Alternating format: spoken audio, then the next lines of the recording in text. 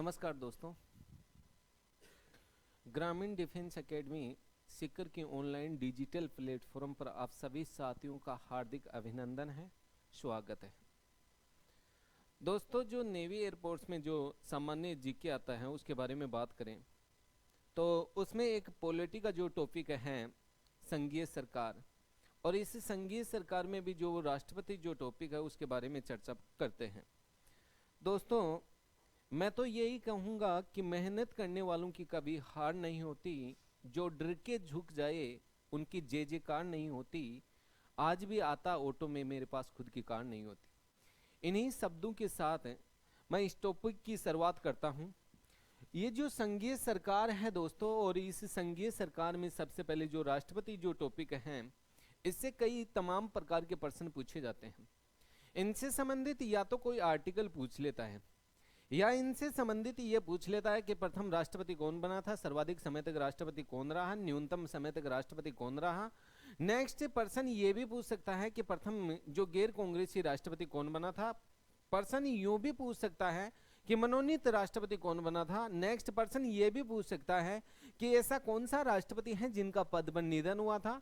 Next person ये भी बन सकता है कि ऐसा कौन सा राष्ट्रपति है जो निर्विरोधी बना है। नेक्स्ट पर्सन ये भी बन सकता है कि सर्वाधिक समय तक कौन सा रहा। नेक्स्ट पर्सन ये भी बन सकता है कि सबसे अधिक एज का जो राष्ट्रपति था वो कौन था, सबसे कम आयु का राष्ट्रपति कौन बना। तो पर्सन ही यहाँ से तमाम पर्सन बनते हैं दोस्तों। इससे पहले राष्ट्रपति जो टॉपिक पढ़ने से पहले मैं हमें एक टॉपिक के बारे में, तो संघीय सरकार के बारे में बात करते हैं। और संघीय सरकार के बारे में मेरे दोस्तों बात करते हैं, तो संघीय सरकार के बारे में मैं बात करूं तो मेरे दोस्तों, इस संघीय सरकार है, इसका जो प्रावधान है वो कहां से लेके कहां तक चलता है। तो संघीय सरकार का जो प्रावधान है वो प्रावधान मेरे दोस्तों आर्टिकल कहां से लेके कहां तक चलता है। तो आर्टिकल मेरे दोस्तों 52 से लेके आर्टिकल 151 तक चलता है। आर्टिकल 52 से लेके 151 तक, 52 से लेके 151 तक चलता है। इस संघीय सरकार के जो अंग होते हैं वो कितने अंग होते हैं। तो मेरे दोस्तों, इस संघीय सरकार के जो अंग होते हैं वो 3 अंग होते हैं। कितने अंग होते हैं? 3। कौन कौन से? सबसे पहले मैं बात करूं तो कहते हैं कि कार्यपालिका का नाम आता है। किसका नाम आता है? कार्यपालिका का। उसके बाद में नेक्स्ट कहते हैं कि दोस्तों व्यवस्थापिका का नाम आता है। किसका नाम आता है? व्यवस्थापिका। और उसके बाद में मैं बात करूं मेरे दोस्तों तो न्यायपालिका का नाम आता है। किसका नाम आता है? न्यायपालिका का नाम आता है। अब सबसे पहले बात करें हम कार्यपालिका के बारे में, तो ये जो कार्यपालिका है मेरे दोस्तों, इस कार्यपालिका का जो प्रावधान है वो आर्टिकल 52 से लेके 78 तक है। आर्टिकल 52 से लेके कहां तक है? 78 तक है।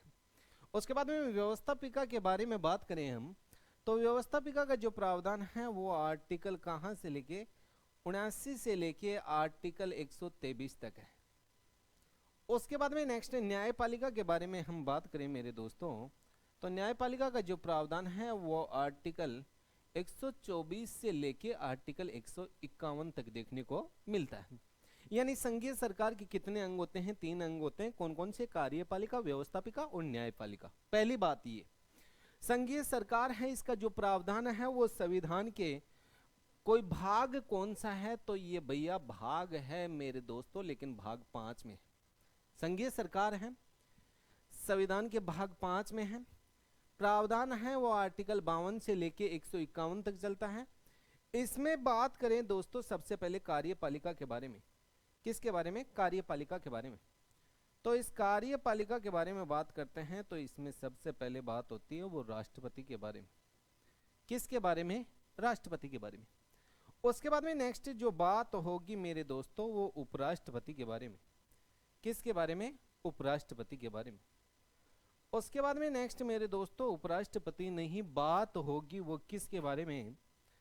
तो बात होगी वो मंत्री परिषद के बारे में। और मंत्री परिषद ही नहीं दोस्तों, बात तो होंगी लेकिन प्रधानमंत्री के बारे में। किसके बारे में? प्रधानमंत्री के बारे में। और प्रधानमंत्री नहीं मेरे दोस्तों, अरे उसके बाद में तो बात तो होगी मेरे दोस्तों, लेकिन महान्यायवादी के बारे में। किसके बारे में? महान्यायवादी। तो कार्यपालिका में हम किस किस के बारे में बात करेंगे? राष्ट्रपति के बारे में, उपराष्ट्रपति के बारे में, मंत्री परिषद के बारे में, प्रधानमंत्री के बारे में और महान्यायवादी के बारे में, इनके बारे में बात करेंगे। लेकिन मेरे दोस्तों जो राष्ट्रपति हैं इसका जो प्रावधान है वह आर्टिकल 52 से लेके 62 तक चलता है। आर्टिकल 52 से लेके 62 तक किसका प्रावधान है? राष्ट्रपति का। उसके बाद में नेक्स्ट उपराष्ट्रपति।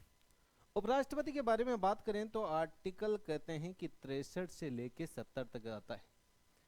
उसके बाद में नेक्स्ट बात करते हैं वो मंत्री परिषद के बारे में। तो मंत्री परिषद का जो प्रावधान है वो आर्टिकल 74 में। उसके बाद में प्रधानमंत्री के बारे में चर्चा करेंगे मेरे दोस्तों, तो आर्टिकल 75 में यानी 75 में। और उसके बाद में नेक्स्ट महान्यायवादी के बारे में चर्चा करते हैं तो आर्टिकल 76 आता है।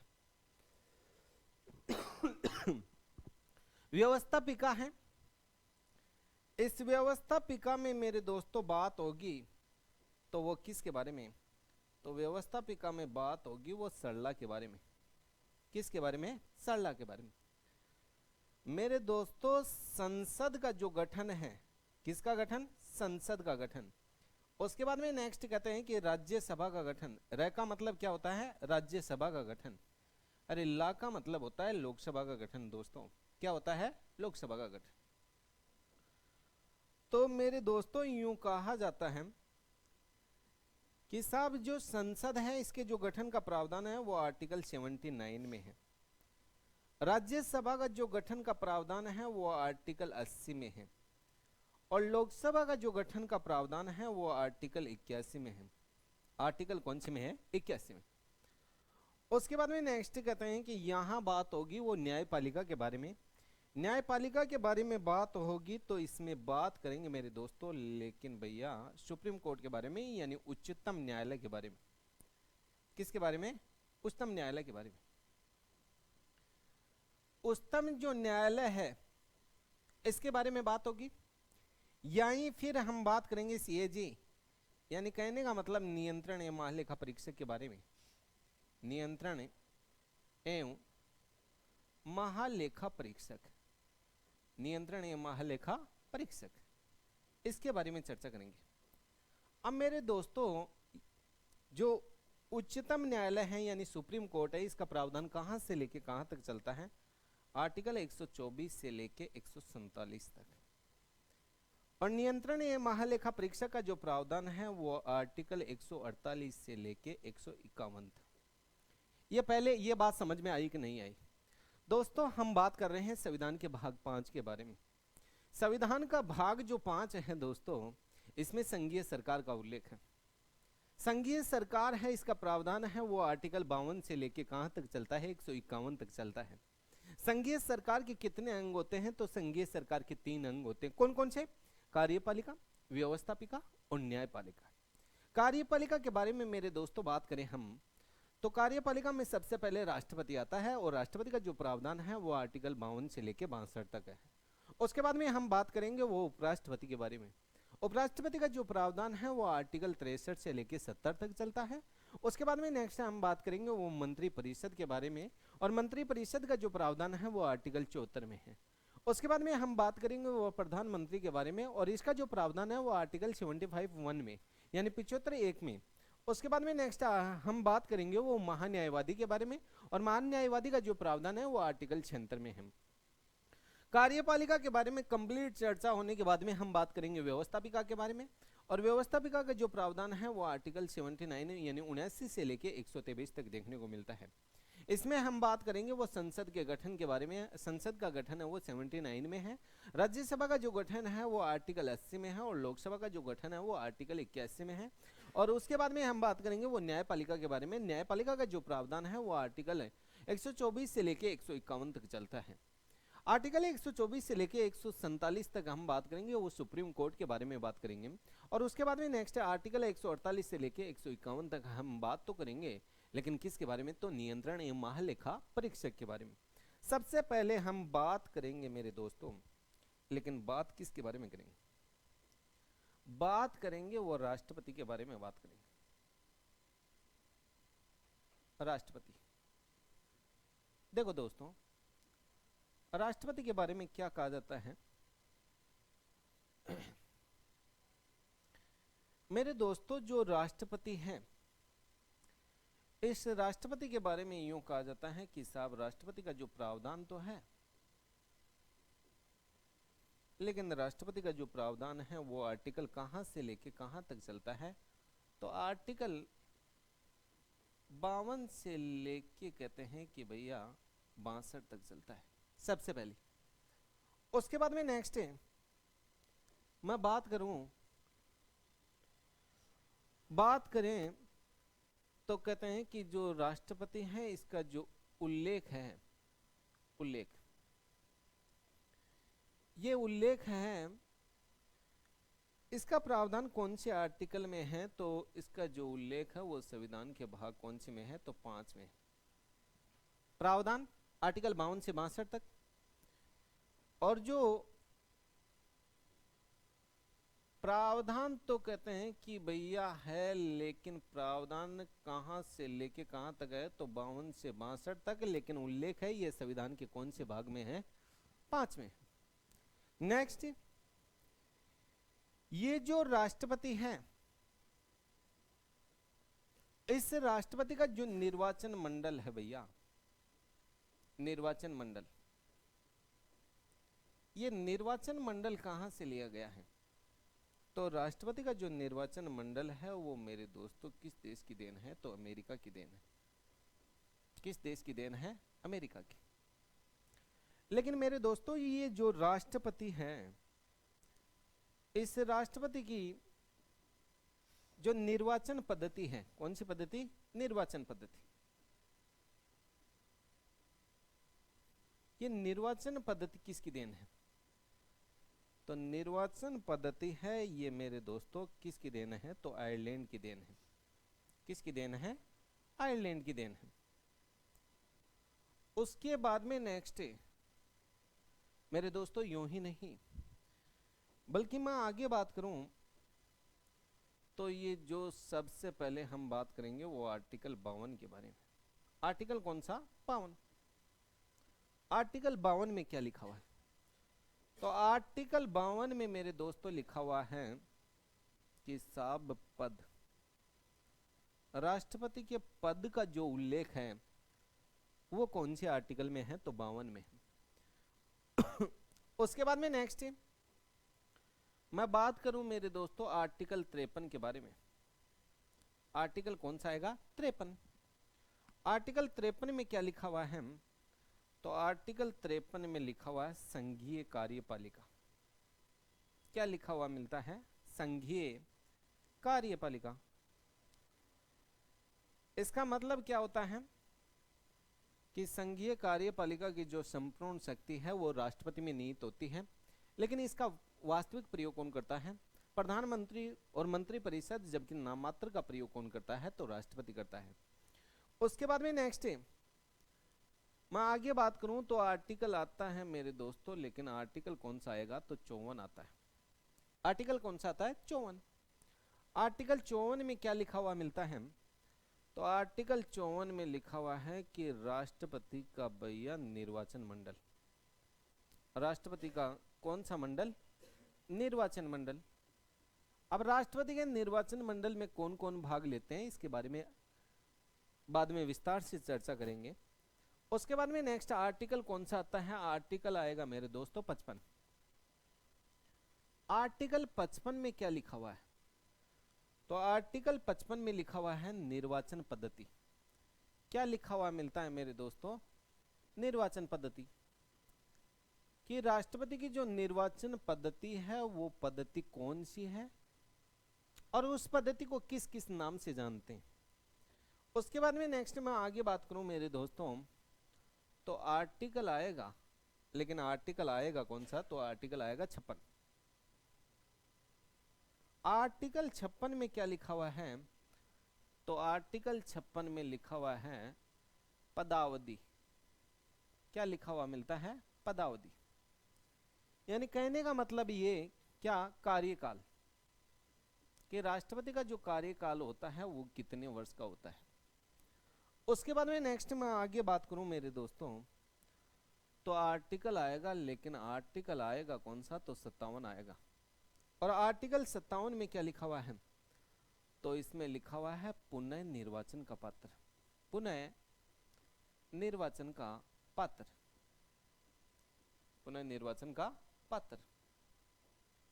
उसके बाद में नेक्स्ट है आर्टिकल आएगा, लेकिन आर्टिकल कौन सा आता है, 58। 58 में क्या लिखा हुआ है मेरे दोस्तों, तो 58 में लिखा हुआ है एबिलिटी, यानी क्या, योग्यता। आर्टिकल 58 में लिखा हुआ है योग्यता। उसके बाद में नेक्स्ट मेरे दोस्तों आर्टिकल आएगा, लेकिन आर्टिकल कौन सा आएगा, तो 59। आर्टिकल 59 में क्या लिखा हुआ है, आर्टिकल 59 में लिखा हुआ है मेरे दोस्तों शर्तें, क्या लिखी हुई मिलती हैं, शर्तें। और उसके बाद में नेक्स्ट है आर्टिकल आएगा, लेकिन आएगा कौन सा, 60। और आर्टिकल 60 में क्या लिखा हुआ मिलता है मेरे दोस्तों, तो आर्टिकल 60 में लिखा हुआ मिलता है शपथ, क्या, शपथ। और उसके बाद में नेक्स्ट है दोस्तों आर्टिकल आएगा, लेकिन आर्टिकल आएगा कौन सा, तो 61। कौन सा आएगा, 61। 61 में क्या लिखा हुआ मिलता है, तो 61 में मिलता है कि साहब राष्ट्रपति को जो पद से हटाने की जो प्रक्रिया है, वो प्रक्रिया कौन सी है, तो महाभियोग। कौन सी है, महाभियोग। उसके बाद में नेक्स्ट आर्टिकल आएगा मेरे दोस्तों, लेकिन आर्टिकल आएगा कौन सा, तो आर्टिकल 62। आर्टिकल 62 में क्या लिखा हुआ है, तो आर्टिकल 62 में लिखा हुआ है पद रिक्त की दशा, काय की दशा, पद रिक्त की दशा, यानी वर्तमान में जो राष्ट्रपति का पद खाली हो जाता है तो क्या होगा। तो ये राष्ट्रपति से संबंधित जो आर्टिकल है उनके बारे में चर्चा। मेरे दोस्तों सबसे पहले हमने बात की कि संघीय सरकार का जो पहला टॉपिक है उसके बारे में चर्चा कर रहे हैं। टॉपिक का नाम है राष्ट्रपति। राष्ट्रपति के बारे में यूं कहा जाता है कि इसका प्रावधान आर्टिकल 52 से लेकर 62 तक है। उल्लेख है ये संविधान के भाग 5 में है। राष्ट्रपति है ये, इसकी जो निर्वाचन पद्धति है ये आयरलैंड की देन है। राष्ट्रपति का जो निर्वाचन मंडल है वो किस देश की देन है, तो अमेरिका की देन है। उसके बाद में नेक्स्ट सबसे पहले आर्टिकल 52 के बारे में चर्चा हुई। आर्टिकल 52 में यूं लिखा हुआ है कि राष्ट्रपति के पद का उल्लेख है। आर्टिकल 53 में यूं लिखा हुआ है कि संघीय कार्यपालिका का प्रावधान है। आर्टिकल 54 में आता है राष्ट्रपति का निर्वाचन मंडल। आर्टिकल 55 में आता है राष्ट्रपति की निर्वाचन पद्धति। आर्टिकल 56 में आता है पदावधि व कार्यकाल। आर्टिकल 57 में आता है पुनर्निर्वाचन का पात्र। आर्टिकल 58 में आता है योग्यता, एबिलिटी। आर्टिकल 59 में आती है शर्तें और आर्टिकल 60 में आता है शपथ।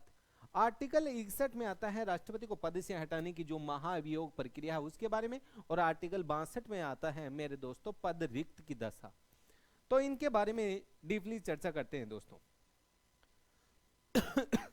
सबसे पहले मैं बात कर रहा हूं, तो बात करूं तो मेरे दोस्तों आर्टिकल 52 के बारे में। आर्टिकल कौन से के बारे में, 52। आर्टिकल 52 में क्या लिखा हुआ है, आर्टिकल 52 में यह लिखा हुआ है कि राष्ट्रपति के पद का उल्लेख है। पहली बात, राष्ट्रपति की किसका उल्लेख है, पद का उल्लेख। नेक्स्ट आर्टिकल 52 में और क्या लिखा हुआ है, तो इसमें यूं भी देखने को मिलता है कि राष्ट्रपति है ये संवैधानिक प्रमुख होता है। राष्ट्रपति है ये क्या होता है, संवैधानिक प्रमुख होता है। संवैधानिक प्रमुख ही नहीं बल्कि होता क्या है, तो राष्ट्र अध्यक्ष होता है। क्या होता है, राष्ट्र अध्यक्ष। संवैधानिक प्रमुख होता है और राष्ट्र अध्यक्ष होता है। राष्ट्रपति है ये राष्ट्रपति तीनों सेनाओं का, तीनों सेनाओं का, सेनाओं का क्या, सर्वोच्च सेनापति होता है। क्या होता है, सर्वोच्च सेनापति होता है। तो मेरे दोस्तों आर्टिकल 52 में क्या लिखा हुआ है, अब पर्सन क्या आता है? पर्सन ये आता है कि तीनों सेनाओं का सर्वोच्च जो सेनापति होता है वो होता कौन है? राष्ट्रपति होता है। नेक्स्ट, राष्ट्रपति के पद का उल्लेख कौन से आर्टिकल में है? आर्टिकल 52 में है। नेक्स्ट, संवैधानिक प्रमुख कौन होता है? तो संवैधानिक प्रमुख कौन होता है? राष्ट्रपति होता है। राष्ट्राध्यक्ष कौन होता है? तो राष्ट्राध्यक्ष कौन होता है? राष्ट्रपति होता है। तो इस प्रकार से ये जो आर्टिकल जो 52 है, इसके बारे में जो भी बातें थी वो कंप्लीट। उसके बाद में नेक्स्ट मेरे दोस्तों बात करेंगे, लेकिन बात किसके बारे में करेंगे? तो आर्टिकल 53 के बारे में। आर्टिकल कौन सा आएगा? 53। 53 में क्या लिखा हुआ है? तो इसमें लिखा हुआ है संघीय कार्यपालिका। संघीय कार्यपालिका। अब ये जो संघीय जो कार्यपालिका है इस संघीय कार्यपालिका की संपूर्ण शक्ति किसमें निहित होती है? संघीय कार्यपालिका की जो संपूर्ण शक्ति है मेरे दोस्तों, वो संपूर्ण शक्ति राष्ट्रपति में निहित होती है। किसमें निहित होती है? राष्ट्रपति में। संघीय कार्यपालिका की संपूर्ण शक्ति राष्ट्रपति में निहित होती है, लेकिन इसका वास्तविक प्रयोग कौन करता है? इस शक्ति का वास्तविक प्रयोग तो करता है, लेकिन वास्तविक प्रयोग कौन करता है? तो प्रधानमंत्री करता है। वास्तविक प्रयोग कौन करता है? तो वास्तविक प्रयोग भैया प्रधानमंत्री और मंत्री परिषद करते हैं। प्रधानमंत्री और मंत्री परिषद, ये बात समझ में आई होगी। प्रधानमंत्री और मंत्री परिषद। अब पर्सन यहां से क्या पूछ सकता है? पर्सन यहां से यह पूछ सकता है कि कार्यपालिका की संपूर्ण शक्ति किसमें निहित होती है? पहला पर्सन यह बन सकता है। तो कार्यपालिका की संपूर्ण शक्ति किसमें निहित होती है? राष्ट्रपति में निहित होती है। लेकिन वास्तविक प्रयोग कौन करता है? वास्तविक प्रयोग करता है प्रधानमंत्री और मंत्री परिषद। जैसे परिवार की जो संपूर्ण शक्ति होती है वो किसमें निहित होती है? पिता में निहित होती है।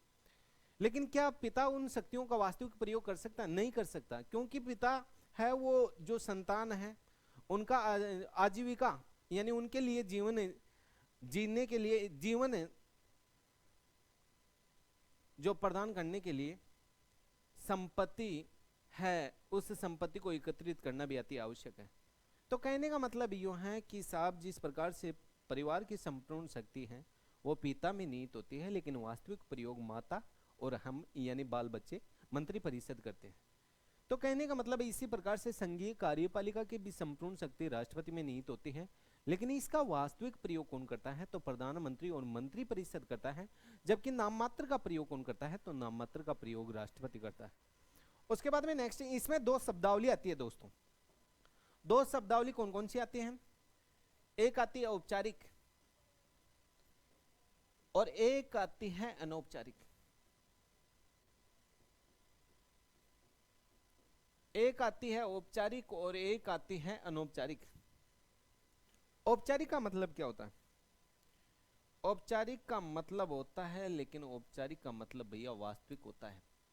क्या होता है? वास्तविक। और अनौपचारिक का मतलब क्या होता है? तो नाम मात्र। अनौपचारिक का मतलब क्या होता है? नाम मात्र। यानी कहने का मतलब यूं है कि संपूर्ण शक्ति औपचारिक शक्ति है, वो किस औपचारिक प्रयोग कौन करता है? तो औपचारिक प्रयोग प्रधानमंत्री और मंत्री परिषद करता है, और अनौपचारिक प्रयोग कौन करता है? राष्ट्रपति करता है। उसके बाद में नेक्स्ट है, नेक्स्ट आर्टिकल देखते हैं मेरे दोस्तों, लेकिन आर्टिकल कौन से देख रहे हैं? तो आर्टिकल 54 देखते हैं। आर्टिकल 54 में क्या लिखा हुआ है? तो आर्टिकल 54 में लिखा हुआ है मेरे दोस्तों निर्वाचन मंडल।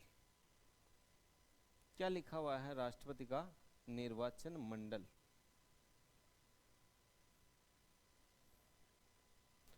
राष्ट्रपति का जो निर्वाचन मंडल है वो किस देश की देन है? अमेरिका की देन है।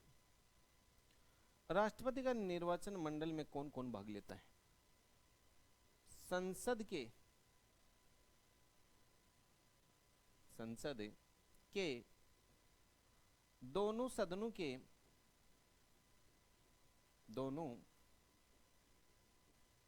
सदनों के निर्वाचित सदस्य, निर्वाचित सदस्य, संसद के दोनों सदनों के निर्वाचित सदस्य राष्ट्रपति के चुनाव में भाग लेते हैं। संसद के 2 सदन हैं, एक का नाम लोकसभा और एक का नाम है मेरे दोस्तों वो राज्यसभा। एक का नाम लोकसभा और एक का नाम क्या है, राज्यसभा। तो जो लोकसभा है, इससे लोकसभा में जो निर्वाचित सदस्य हैं वो भाग लेंगे और राज्यसभा के निर्वाचित सदस्य भी राष्ट्रपति के चुनाव में भाग लेंगे। अब लोकसभा में कितने निर्वाचित सदस्य होते हैं, राज्यसभा में कितने होते हैं? तो लोकसभा में जो निर्वाचित सदस्य होते हैं वो 543 होते हैं और राज्यसभा में जो निर्वाचित सदस्य होते हैं वो 233 सदस्य होते हैं। यानी कहने का मतलब भैया 776 तो ये सांसद हैं, ये राष्ट्रपति के चुनाव में भाग लेते हैं। पहली बात ये समझ में आई होगी। राष्ट्रपति के निर्वाचन मंडल में कौन भाग लेता है? तो संसद के दोनों सदनों के निर्वाचित सदस्य भाग लेते हैं। संसद के 2 सदन हैं, एक का नाम लोकसभा और एक का नाम राज्यसभा। लोकसभा के जो निर्वाचित सदस्य होते हैं वो कितने होते हैं? तो 543 और राज्यसभा के जो निर्वाचित सदस्य होते हैं वो 233 होते हैं। कितने होते हैं? 233। इस प्रकार से इनका टोटल करते हैं तो 776 सदस्य हैं, ये राष्ट्रपति के चुनाव में भाग लेते हैं। उसके बाद में और कौन आता है? तो और कौन आएगा मेरे दोस्तों? जो 28 राज्य हैं। राज्य कितने हैं? 28 है। ये आपने सुना होगा ऐसा कि जब भारत स्वतंत्र हुआ था तो भारत में कोई ज्यादा राज्य नहीं थे, ओनली 14 राज्य और 6 केंद्र शासित प्रदेश थे। लेकिन 1953 में पंडित जवाहरलाल नेहरू की जब सरकार का गठन हुआ था तो 1953 में पंडित जवाहरलाल नेहरू हैं, उन्होंने क्या किया था? तो उन्होंने एक व्यक्ति था, उसका नाम था फजल अली। उस फजल अली आयोग का गठन किया उसके अध्यक्षता में और उस आयोग ने राज्यों का क्या किया? पुनर्गठन किया था। उन्होंने कहा था कि राज्यों का पुनर्गठन तो होगा लेकिन लैंग्वेज के आधार पर, भाषा के आधार पर होगा। नेक्स्ट कहते हैं कि दोस्तों भाषा के आधार पर 1953 में एक राज्य बना था, उसका नाम था आंध्र प्रदेश। उसके बाद में नेक्स्ट में आगे बात करूं तो यूं कहा जाता है कि 1 मई 1960 को 2 राज्य बने थे। एक राज्य का नाम बताते हैं, वो बताते तो हैं लेकिन महाराष्ट्र था और एक का नाम गुजरात था। उसके बाद में नेक्स्ट कहते हैं कि दिसंबर 1963 में नागालैंड बना था और 25 जनवरी 1971 को हिमाचल प्रदेश बना था। 21 जनवरी 1972 को त्रिपुरा, मणिपुर और मेघालय बना था, जबकि 26 अप्रैल 1975 को सिक्किम बना था। अभी एनडीए का जो एग्जाम हुआ था उसमें यही पूछा था कि ये जो सिक्किम है इसको पूर्ण राज्य का जो दर्जा है वो कौन से संविधान संशोधन के द्वारा मिला था? तो एक 36वां संविधान संशोधन के तहत मिला था। उसके बाद में नेक्स्ट कहते हैं कि दोस्तों यूं ही नहीं बल्कि 20 फरवरी 1987 को 2 राज्य बने थे, अरुणाचल प्रदेश और मिजोरम। जबकि 30 मई 1987 को गोवा बना था। जबकि 1 नवंबर 2000 को छत्तीसगढ़ बना था। 9 नवंबर 2000 को कहते हैं कि बना तो था लेकिन उत्तराखंड बना था और 15 नवंबर 2000 को कोई बना तो वह झारखंड बना था और 2 जून 2014 को तेलंगाना बना था। जबकि 31 अक्टूबर 2019 को कहते हैं कि भैया ये जम्मू कश्मीर और लद्दाख है, ये 2 केंद्र शासित प्रदेश बने थे। और उसके बाद में 26 जनवरी 2020 को एक जो दादरा नागर हवेली और दमन दीव, इन दोनों केंद्र शासित प्रदेशों को एक कर दिया गया था। तो कहने का मतलब यूं है मेरे दोस्तों कि राज्य है ये वर्तमान में 28 राज्य हैं। जो पहले के जो राज्य हैं उनके पुनर्गठन की बात कही थी। नेक्स्ट ये फजल अली आयोग के आधार पर हुआ क्योंकि 1947 से लेके और कहते हैं कि 1964 तक, 27 मई 1964 तक प्रधानमंत्री कौन रहा था? पंडित जवाहरलाल नेहरू रहा था और उनकी सरकार में ये फजल अली आयोग का गठन किया था और इस फजल अली आयोग ने ही कहते हैं कि राज्यों का पुनर्गठन किया था। ऐसा हमारे जो 7वें संविधान संशोधन 1956 में हुआ था उसके तहत ये राज्य पुनर्गठन अधिनियम है ये लागू हुआ था। तो 28 राज्य हैं। इन 28 राज्यों की विधानसभाओं के निर्वाचित सदस्य भी राष्ट्रपति के चुनाव में भाग लेते हैं। अब 28 राज्यों की विधानसभाओं के, कौन सी सभाओं के? विधानसभाओं के इस 28 राज्यों की विधानसभाओं के कैसे सदस्य? तो निर्वाचित सदस्य भैया। ये निर्वाचित सदस्य भी किसके चुनाव में भाग लेते हैं? राष्ट्रपति के चुनाव में भाग लेते हैं। नेक्स्ट, अब साहब 28 राज्यों की विधानसभाओं के जो निर्वाचित सदस्य हैं वो कितने हैं? तो 3933 सदस्य हैं। कितने हैं? 3933 सदस्य, 933। ये सदस्य भी राष्ट्रपति के चुनाव में भाग लेते हैं। तो ये बात भी आपको समझ में आई होगी कि 28 राज्यों की विधानसभाओं के कितने निर्वाचित सदस्य आते हैं? 3933 सदस्य, ये भी राष्ट्रपति के चुनाव में भाग लेते हैं। उसके बाद में नेक्स्ट में आगे बात करूं दोस्तों, तो एक संविधान संशोधन हुआ था, और कौन सा हुआ था? तो एक संविधान संशोधन हुआ था, 17वां संविधान संशोधन।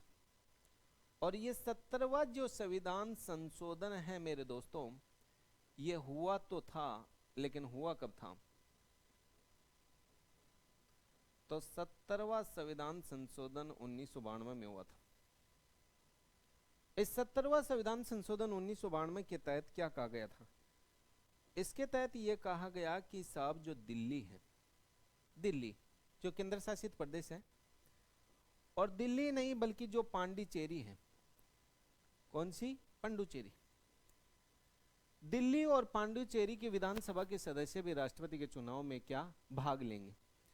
अब दिल्ली की विधानसभा की सीटें 70 हैं और पांडिचेरी की विधानसभा की सीटें हैं वो 30 हैं। इसके अलावा नेक्स्ट कहते हैं कि जम्मू कश्मीर है, कौन सा? जम्मू कश्मीर। इस जम्मू कश्मीर की जो विधानसभा के सदस्य भी राष्ट्रपति के चुनाव में भाग लेंगे। लेकिन जम्मू कश्मीर की विधानसभा की सीटें कितनी है? तो 90 है।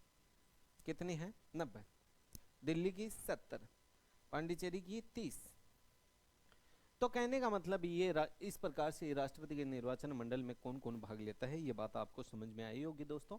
फिर भी मैं आपको एक बार फिर रिवाइज करवा देता हूं कि राष्ट्रपति के चुनाव में कौन कौन भाग लेता है। राष्ट्रपति का निर्वाचन मंडल है, ये किस देश की देन है? पहली बात तो राष्ट्रपति का निर्वाचन मंडल है ये अमेरिका की देन है।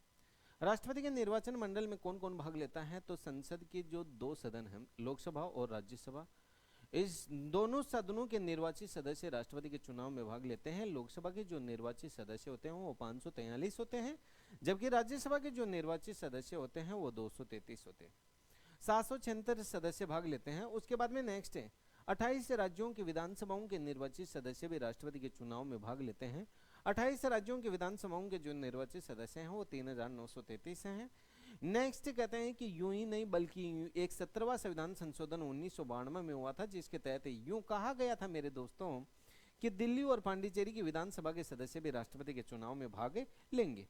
नेक्स्ट कहते हैं कि जम्मू कश्मीर की जो विधानसभा के सदस्य हैं वो भी राष्ट्रपति के चुनाव में भाग लेते हैं। जम्मू कश्मीर की जो विधानसभा के सदस्य हैं वो 90 हैं, जबकि दिल्ली की विधानसभा की सीटें हैं वो 70 हैं, जबकि पांडिचेरी की विधानसभा की सीटें हैं वो 30 हैं। दोस्तों राष्ट्रपति के निर्वाचन में कौन भाग नहीं लेता? तो एक तो जो संसद में जो मनोनीत सदस्य हैं वो राष्ट्रपति के चुनाव में भाग नहीं लेते हैं। क्यों? क्योंकि मनोनीत करने का कार्य कौन करता है? राष्ट्रपति करता है। पहले संसद में 14 सदस्य मनोनीत होते थे, लेकिन वर्तमान में कितने सदस्य मनोनीत होते हैं? 12 सदस्य मनोनीत होते हैं, और वो केवल केवल राज्यसभा में मनोनीत होते हैं। ये आर्टिकल 83 कहता है कि साहब राष्ट्रपति के द्वारा जो कला, साहित्य, समाज सेवा, विज्ञान, प्रौद्योगिकी किसी भी क्षेत्रों में कोई भी व्यक्ति विशेष योगदान प्राप्त है उस व्यक्ति को राष्ट्रपति नियुक्त करेगा। उसके बाद में नेक्स्ट आर्टिकल 331 था। 331 में ये लिखा हुआ था कि 2 आंग्ल भारतीय सदस्यों को भी राष्ट्रपति लोकसभा में मनोनीत करता है, मनोनीत करेगा या करता है। लेकिन कहते हैं कि अभी हाल ही में 104वां संविधान संशोधन 2019 में हुआ था, जिसके तहत यूं कहा गया कि एक बार इन 2 आंग्ल भारतीय सदस्यों को कुछ समय के लिए क्या किया जाता है? निष्कासित किया जाता है। पूर्णतया नहीं हटाया जा सकता दोस्तों, लेकिन कुछ समय के लिए हटाया जा सकता है। तो कहने का मतलब ये राष्ट्रपति के चुनाव में ये सदस्य भाग लेते हैं। मेरे दोस्तों आपको कोई नहीं पूछेगा कि ये राज्य से कितने सदस्य भाग लेते हैं, लेकिन ये पूछ सकता है कि कितने सांसद भाग लेते हैं। तो 776 भाग लेते हैं। राष्ट्रपति के चुनाव में मेरे दोस्तों मतों को नहीं बल्कि मतों के मूल्यों को गिना जाता है। प्रत्येक विधायक और प्रत्येक सांसद, प्रत्येक विधायक का मत का मूल्य अलग अलग होता है। सांसदों का मत का मूल्य एक निश्चित है। एक सांसद का मत होता है वो 708 होता है।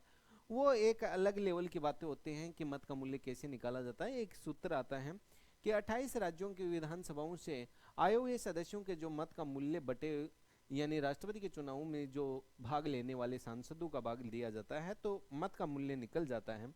और एक सांसद का जो मत का मूल्य आता है वो 708 आता है। और 708 और राष्ट्रपति के चुनाव में कितने सांसद भाग लेते हैं? 776। तो 708 से 776 से गुना करते हैं तो 5,49,408 आता है। तो ये तो सांसदों का मत का मूल्य हुआ। 28 राज्यों के जो विधायकों का मत का मूल्य कैसे निकाला जाएगा? तो वो एक 1973 की अलग लेवल की बातें मैं बता रहा हूँ ना, लेकिन फिर भी मैं आपको बता देता हूँ कि मेरे दोस्तों जो 28 राज्य हैं उनके विधायकों का मत का मूल्य कैसे निकलेगा? तो जितने भी जो राज्य हैं उनकी 1973 की जनसंख्या बटे वहां की विधानसभा सीट और गुणा 1000 से किया जाएगा। ऐसे यानी निकालते हैं तो प्रत्येक राज्य के विधायक का मत का मूल्य निकल जाता है। सांसद का मत का मूल्य मैंने आपको बता दिया, एक सांसद का 708 होता है। सर्वाधिक जो मत का मूल्य है वो किस विधायक का है? तो उत्तर प्रदेश के विधायक का मत का मूल्य 208 है। राजस्थान के विधायक का मत का मूल्य 129 है। बाकी मैं आपको जो जितने भी विधायक हैं, जितने भी जो सांसद है, सांसद का तो निश्चित हो ही गया। विधायकों का मत का मूल्य होता है वो 5,49,495 होता है। और सांसद और विधायकों का टोटल मत का मूल्य होता है वो 10,98,903 होता है। वो अलग बात है। नेक्स्ट है, आगे देखो। मैं बात करूं दोस्तों, आर्टिकल आता है एक, लेकिन आर्टिकल कौन सा आता है? तो आर्टिकल 55 आता है। आर्टिकल 55 में क्या लिखा हुआ है? तो आर्टिकल 55 में लिखा हुआ है निर्वाचन पद्धति।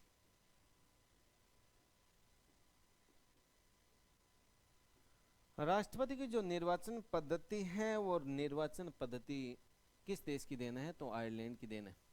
ये तो मैंने आपको बता ही दिया। लेकिन राष्ट्रपति की निर्वाचन पद्धति कौन सी है?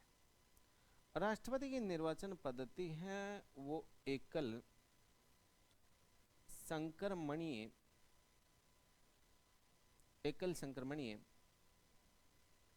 आनुपातिक एकल संक्रमणीय आनुपातिक मत प्रणाली के आधार पर एकल संक्रमणीय आनुपातिक मत प्रणाली के आधार पर अप्रत्यक्ष रूप से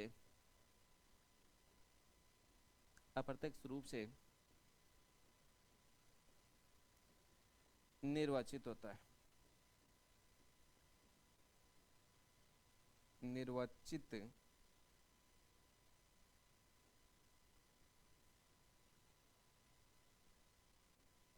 निर्वाचित होता है।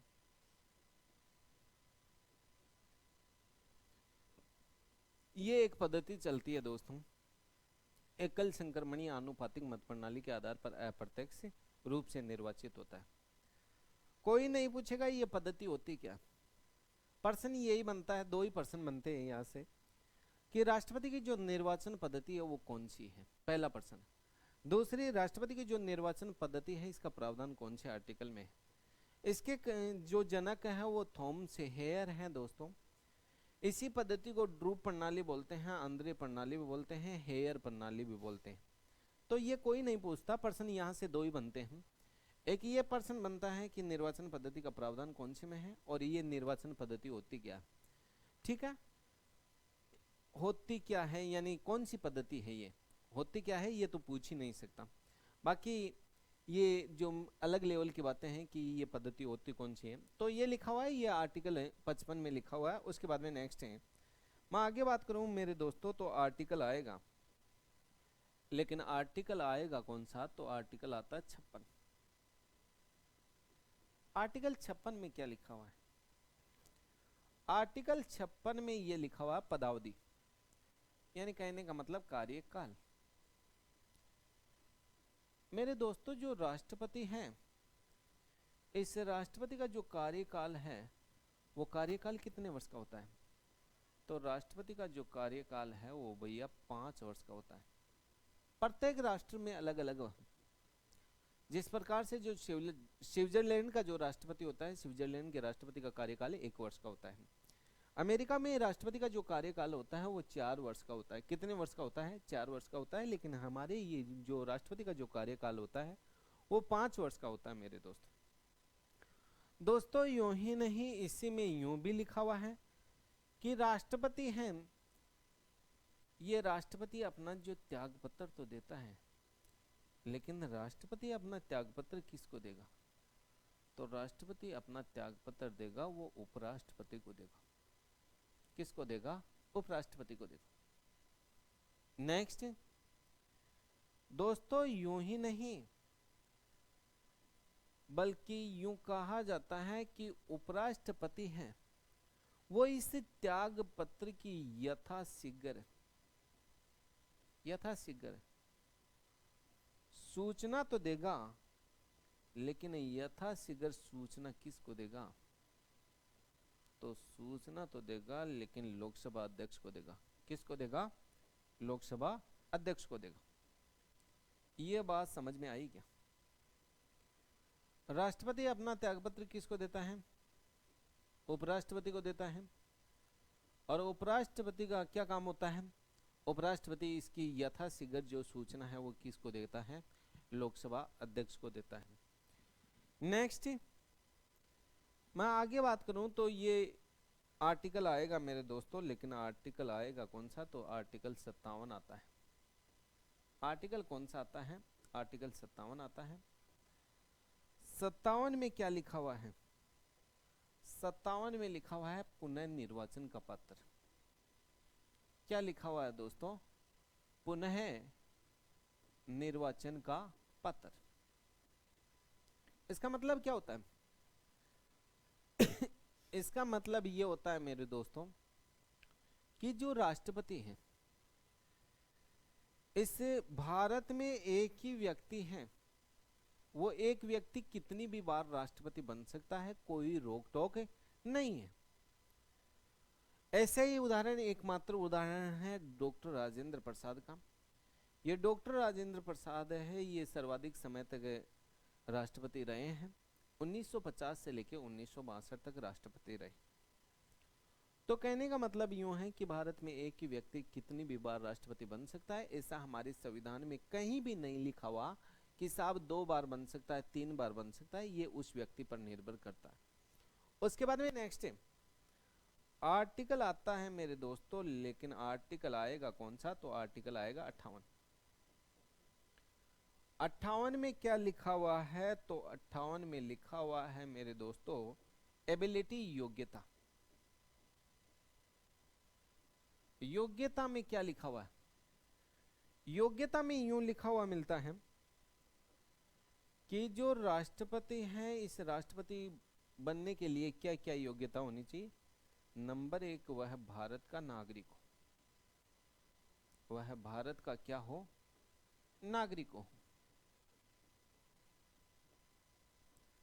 वह भारत का नागरिक हो, पहली बात। दूसरी बात, वह दिवालिया व पागलपन न हो। दिवालिया का मतलब ये होता है कि बैंकों के द्वारा पैसा उधार लिया हुआ न हो। दिवालिया व पागलपन न हो। उसके बाद में नेक्स्ट मेरे दोस्तों और क्या योग्यता होती है? लाभ के पद पर न हो। किस पद पर न हो? लाभ के पद पर न हो। नेक्स्ट, उसके खिलाफ किसी भी प्रकार का मुकदमा दर्ज न हो। क्या दर्ज न हो? मुकदमा। मुकदमा दर्ज न हो। नेक्स्ट, और क्या है? मुकदमा ही नहीं बल्कि आयु। आयु कम से कम होनी चाहिए भैया, कम से कम 35 वर्ष। कम से कम कितने वर्ष दोस्तों? 35 वर्ष। अधिकतम कितनी भी हो सकती है, कोई रोक टोक नहीं है, लेकिन कम से कम 35 वर्ष हो। नेक्स्ट, यह लोकसभा का सदस्य बनने की योग्यता रखता हो। कौन सी सभा का? लोकसभा का। लोकसभा का सदस्य बनने की क्या रखता हो? योग्यता रखता हो। सदस्य बनने की भैया योग्यता रखता हो, ये लिखा हुआ है आर्टिकल 58 में। तो आर्टिकल 58 में ये योग्यता है, इनमें केवल दो ही योग्यता को याद रखनी। एक तो कौन सी? आयु, कि राष्ट्रपति बनने के लिए कम से कम कितनी आयु चाहिए? तो 35 वर्ष चाहिए। एक कौन से सदन का सदस्य बनने की योग्यता रखता हूं? लोकसभा का सदस्य बनने की क्या रखता हूं? योग्यता रखता हूं। नेक्स्ट आर्टिकल 57 है। 57 आर्टिकल जो 57 है वो कभी भी एग्जाम में नहीं पूछा हुआ है कि आर्टिकल 57 में क्या लिखा हुआ है, लेकिन फिर भी मैंने आपको बता दिया कि आर्टिकल 57 में क्या लिखा हुआ है। पुनर्निर्वाचन का पात्र लिखा हुआ है, यानी भारत में एक व्यक्ति कितनी भी बार राष्ट्रपति बन सकता है। आर्टिकल जो 56 है, 56 में क्या लिखा हुआ है? तो कार्यकाल लिखा हुआ है, और राष्ट्रपति का जो कार्यकाल होता है वो कितने वर्ष का होता है? 5 वर्ष का होता है। 5 वर्ष से पहले भी राष्ट्रपति अपना त्यागपत्र दे सकता है। हाँ, दे सकता है, लेकिन राष्ट्रपति अपना त्यागपत्र किसको देगा? उपराष्ट्रपति को देगा, और उपराष्ट्रपति इसकी जो यथाशीघ्र सूचना किसको देगा? लोकसभा अध्यक्ष को देगा। उसके बाद में नेक्स्ट मेरे दोस्तों मैं आगे बात करूं तो एक आर्टिकल आता है, और आर्टिकल कौन सा आता है? तो 59 आता है। आर्टिकल 59 में क्या लिखा हुआ है? तो आर्टिकल 59 में लिखा हुआ है मेरे दोस्तों शर्तें। क्या लिखा हुआ है? शर्तें। यानी कहने का मतलब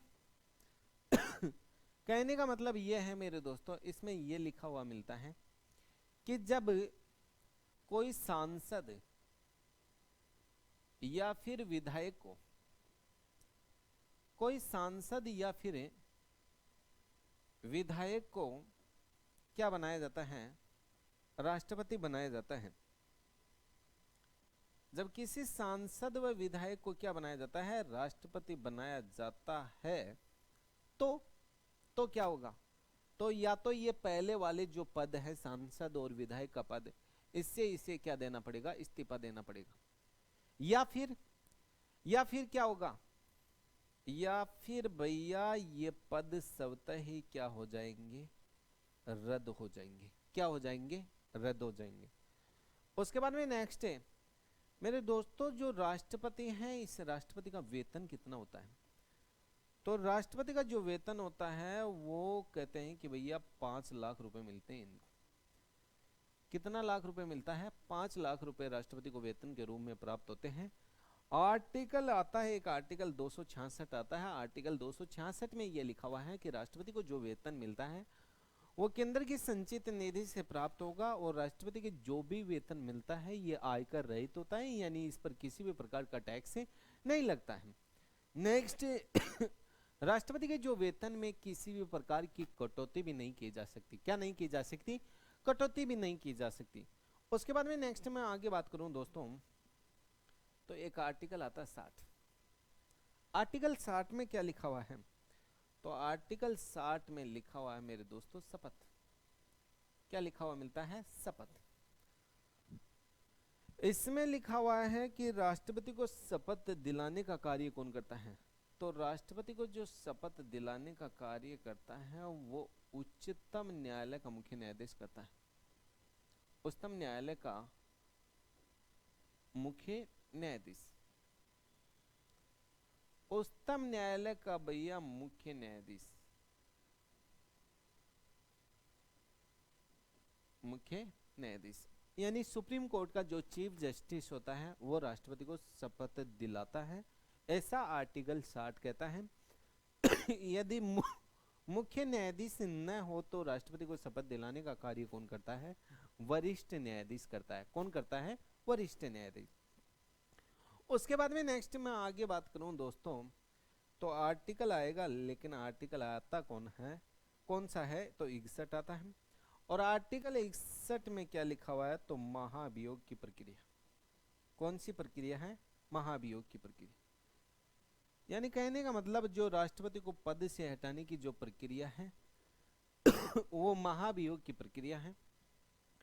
ये महाभियोग की प्रक्रिया किस देश की देन है? तो ये मेरे दोस्तों अमेरिका की देन है। ये जो महाभियोग की जो प्रक्रिया है ये एक कैसी प्रक्रिया है? तो यह एक अर्धन्यायिक प्रक्रिया है। दोस्तों ये जो महाभियोग की प्रक्रिया है ये संसद के कौन से सदन में लाई जाती है? तो ये महाभियोग की प्रक्रिया है, ये संसद के किसी भी सदन में लाई जा सकती है। दोस्तों ये महाभियोग की प्रक्रिया कितने कारणों से राष्ट्रपति पर लाई जा सकती है? तो केवल एक ही कारण है, वो है कदाचार का आरोप। यानी कहने का मतलब जब राष्ट्रपति संविधान का उल्लंघन करता है तो ही ये महाभियोग की प्रक्रिया लाई जाएगी। दोस्तों आज तक इस प्रक्रिया के माध्यम से एक भी राष्ट्रपति को पद से नहीं हटाया गया है। प्रश्न आज तक दो ही बने हैं यहाँ से, या तो ये पूछा है कि ये महाभियोग की प्रक्रिया किस देश की देन है, या ये प्रश्न पूछता है कि जो महाभियोग की प्रक्रिया है यह एक कैसी प्रक्रिया है? तो यह एक अर्धन्यायिक प्रक्रिया है। कैसी प्रक्रिया है? अर्धन्यायिक प्रक्रिया। आर्टिकल 60 से एक ही प्रकार का प्रश्न बनता है कि राष्ट्रपति को शपथ दिलाने का जो कार्य करता है वो करता कौन है? तो सुप्रीम कोर्ट का जो चीफ जस्टिस है वो करता है। आर्टिकल जो 59 है वहां से कोई प्रश्न नहीं बना है, लेकिन फिर भी बनता है तो बता देना कि जब किसी भी सांसद और विधायक को राष्ट्रपति बनाया जाता है तो पहले वाले पद से उसको क्या देना पड़ता है? इस्तीफा देना पड़ता है। उसके बाद में नेक्स्ट एक आर्टिकल आता है दोस्तों, आर्टिकल कौन सा आता है? 62 आता है। आर्टिकल 62 में क्या लिखा हुआ है? तो इसमें लिखा हुआ है पद रिक्त की दशा। कहने का मतलब यूं है कि जो वर्तमान जो राष्ट्रपति है, वर्तमान राष्ट्रपति का कार्यकाल पूर्ण होने से पहले ही नए राष्ट्रपति का क्या करना? निर्वाचन करना। नए राष्ट्रपति का क्या करना? निर्वाचन करना। ये लिखा हुआ है आर्टिकल 62 में। तो कहने का मतलब ये हम जो चर्चा की दोस्तों वो आर्टिकल कहाँ से लेके कहाँ तक बातें की हैं? आर्टिकल 52 से लेके 62 तक बातें की हैं। दोस्तों सबसे पहले मैं बात करूं किसके बारे में? तो सबसे पहले मैं बात करूं मेरे दोस्तों किसके बारे में? संविधान के जो भाग 5 के बारे में हमारी बातें हुई। 5 में संघीय सरकार के बारे में बातें हुई। संघीय सरकार में मैंने जो चर्चा की वो बताया आपको कि जैसे आर्टिकल 52 से लेके कहाँ तक है? 151 तक है, और 52 से लेके 151 तक है मेरे दोस्तों। तो मैंने इसमें भी हम बात की तो सबसे पहले राष्ट्रपति के बारे में बातें की हैं, और राष्ट्रपति का जो प्रावधान है वो 52 से लेके कहाँ तक है? 62 तक है। उसके बाद में नेक्स्ट 52 से लेके 62 तक हमने बात एक एक आर्टिकल के बारे में की। तो मैंने आपको बताने की कोशिश की मेरे दोस्तों कि जो राष्ट्रपति हैं 52 में पद लिखा हुआ, 53 में संघीय कार्यपालिका की लिखा हुआ है, 54 में लिखा हुआ है निर्वाचन मंडल लिखा हुआ है, 55 में लिखा हुआ है निर्वाचन पद्धति, 56 में लिखा हुआ पदावधि, 57 में लिखा हुआ है पुनर्निर्वाचन का पात्र, और 58 में लिखा हुआ है योग्यता, 59 में लिखी हुई है शर्तें, 60 में लिखा हुआ है शपथ, और 61 में लिखा हुआ महाभियोग, और 62 में लिखा हुआ है क्या लिखा हुआ है? तो पद रिक्त की दशा। एक एक आर्टिकल के बारे में आपको समझाने की कोशिश की कि आर्टिकल 52 में क्या लिखा हुआ है। तो इसमें लिखा हुआ है कि राष्ट्रपति के पद का उल्लेख है। राष्ट्रपति तीनों सेनाओं का सर्वोच्च क्या होता है? सेनापति होता है। और राष्ट्रपति है ये तीनों सेनाओं का सर्वोच्च सेनापति नहीं बल्कि राष्ट्राध्यक्ष और संवैधानिक प्रमुख होता है। उसके बाद में नेक्स्ट मेरी जो बात हुई मेरे दोस्तों तो आर्टिकल कौन से के बारे में? तो आर्टिकल 54 के बारे में। 54 में मैंने बताया निर्वाचन मंडल। निर्वाचन मंडल में कहते हैं कि साहब जो 28 राज्यों की विधानसभाओं के निर्वाचित सदस्य राष्ट्रपति के चुनाव में भाग लेंगे, और कहते हैं कि साहब दिल्ली और जो पांडिचेरी की विधानसभा के सदस्य भी राष्ट्रपति के चुनाव में भाग लेते हैं, और जम्मू कश्मीर की विधानसभा के सदस्य भी राष्ट्रपति के चुनाव में भाग लेते हैं। और जम्मू कश्मीर ही नहीं बल्कि यूं कहा जाता है मेरे दोस्तों कि संसद के दोनों सदनों के निर्वाचित सदस्य भी राष्ट्रपति के चुनाव में भाग लेंगे। नेक्स्ट लोकसभा और राज्यसभा। लोकसभा के जो निर्वाचित सदस्य हैं वो 543 है, और राज्यसभा के जो निर्वाचित सदस्य है वो 233 हैं, यानी 776, और 28 राज्यों की विधानसभाओं के सदस्य हैं 3933। उसके बाद में नेक्स्ट कहते हैं कि दोस्तों आर्टिकल हमारी बात हुई, लेकिन आर्टिकल कौन से के बारे में? 55 के बारे में। मैंने कहा कि राष्ट्रपति की जो निर्वाचन पद्धति है वो कौन सी है? तो सबसे पहले निर्वाचन पद्धति किसकी देन है? तो आयरलैंड की देन है। और राष्ट्रपति का जो निर्वाचन होता है वो एकल संक्रमणीय आनुपातिक मत प्रणाली के आधार पर अप्रत्यक्ष रूप से होता है। उसके बाद में नेक्स्ट मेरी जो बात हुई तो आर्टिकल 56 के बारे में। 56 में मैंने बताया कि कार्यकाल, राष्ट्रपति का भारत में जो राष्ट्रपति का कार्यकाल होता है वो कितने वर्ष का होता है? 5 वर्ष का होता है। नेक्स्ट कहते हैं कि प्रत्येक राष्ट्र में अलग अलग होता है, जैसे स्विट्जरलैंड में 1 वर्ष का होता है, अमेरिका में कितने वर्ष का होता है? 4 वर्ष का होता है। नेक्स्ट, कार्यकाल से पहले भी राष्ट्रपति अपने पद से क्या दे सकता है? त्यागपत्र दे सकता है। त्यागपत्र किसको देगा? उपराष्ट्रपति को देगा, लेकिन वो उपराष्ट्रपति है वो इसकी यथाशीघ्र सूचना किसको देगा? लोकसभा अध्यक्ष को देगा। नेक्स्ट, उसके बाद में नेक्स्ट बात हुई मेरे दोस्तों, लेकिन आर्टिकल कौन से के बारे में? 57 के बारे में। आर्टिकल 57 में मैंने आपको ये बताया था कि पुनर्निर्वाचन का पत्र, पुनर्निर्वाचन का पत्र का मतलब भारत में एक व्यक्ति कितनी भी बार राष्ट्रपति बन सकता है। उसके बाद में नेक्स्ट मेरी बात हुई आर्टिकल 58 के बारे में। 58 में मैंने बताया योग्यता, योग्यता में वो है भारत का नागरिक हो, दिवालिया व पागलपन न हो, लाभ के पद पर न हो, मुकदमा दर्ज न हो। नेक्स्ट, मतदाता सूची में नामांकन हो, आयु कम से कम कितनी वर्ष होनी चाहिए? तो आयु कम से कम भैया 35 वर्ष होनी चाहिए। कम से कम कितनी होनी चाहिए? 35 वर्ष होनी चाहिए। उसके बाद में नेक्स्ट कहते हैं कि दोस्तों यूं ही नहीं बल्कि मैं आगे बात करूं तो कहते हैं कि लोकसभा का सदस्य बनने की क्या रखता हो? योग्यता रखता हो। उसके बाद में मैं आगे बात करूं तो आर्टिकल कौन सा आता है? 59 आता है। 59 में क्या लिखा हुआ है? शर्तें लिखी हुई है। नेक्स्ट कहते हैं कि साहब राष्ट्रपति बनने के लिए क्या शर्त होनी चाहिए? तो शर्त कुछ नहीं है, यदि कोई सांसद व विधायक राष्ट्रपति बनता है तो उसको पहले वाले पद से इस्तीफा देना होता है, या फिर मेरे दोस्तों कहते हैं कि साहब वह पद है स्वतः ही क्या हो जाता है? रद्द हो जाता है। उसके बाद में नेक्स्ट आर्टिकल 60 में क्या लिखा हुआ मिलता है? शपथ। और राष्ट्रपति को जो शपथ दिलाने का कार्य कौन करता है? तो राष्ट्रपति को शपथ दिलाने का कार्य सुप्रीम कोर्ट का जो चीफ जस्टिस होता है वो दिलाता है। नेक्स्ट कहते हैं कि दोस्तों यूं ही नहीं, उसके बाद में आर्टिकल आता है वो 61 आता है। 61 में क्या लिखा हुआ है? तो महाभियोग की प्रक्रिया, ये राष्ट्रपति को पद से हटाने की प्रक्रिया है।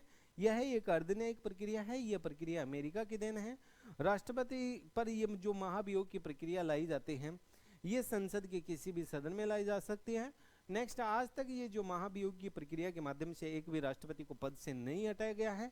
उसके बाद में नेक्स्ट आर्टिकल आता है वो 62 आता है। और 62 में क्या लिखा हुआ है? तो 62 में लिखा हुआ पद रिक्त की दशा, यानी वर्तमान में जो राष्ट्रपति हैं उसका कार्यकाल पूर्ण होने से पहले ही नए राष्ट्रपति का क्या कराना? निर्वाचन करवाना। अब मैं मेरी वाणी को विराम देता हूं दोस्तों। अगली जो बात करेंगे वो अगले टॉपिक के बारे में जो बात करेंगे वो नेक्स्ट क्लास में करेंगे। थैंक यू दोस्तों।